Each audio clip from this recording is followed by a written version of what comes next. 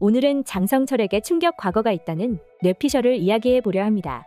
모범택시인은 사적 복수대행극이라는 파격적인 소재를 다루면서 시청자들의 열화와 같은 환호를 받고 있는 상황인데요.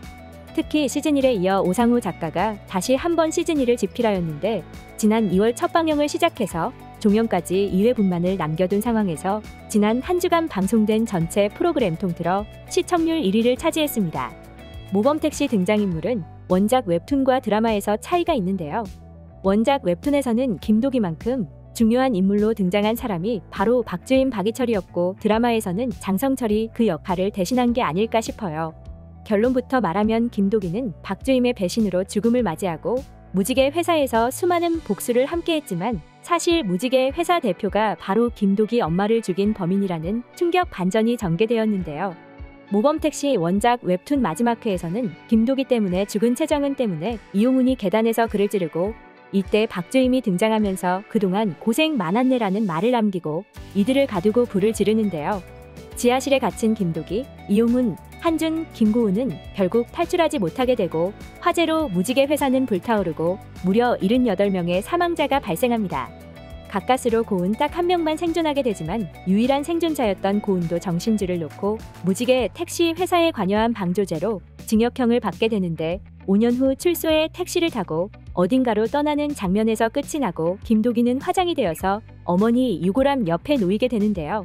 다소 우울한 원작 웹툰과는 달리 드라마는 김도기가 복수에 성공하고 무지개 운수 팀원들과도 행복한 엔딩을 맞이할 것 같아요.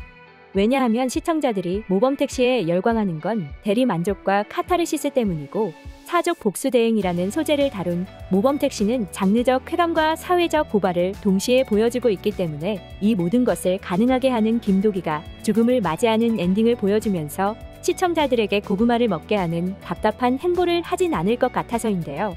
무엇보다 그동안 리얼리티한 사연을 소재로 무지개 운수 5인방과 함께 웃고 분노하다가 마지막엔 통쾌한 복수와 응징을 줬던 방식 그대로 최종에 또한 교구장과 오나준을 완벽하게 응징하면서 시청자들에게 악은 결국 무너진다는 메시지를 선사할 것 같습니다.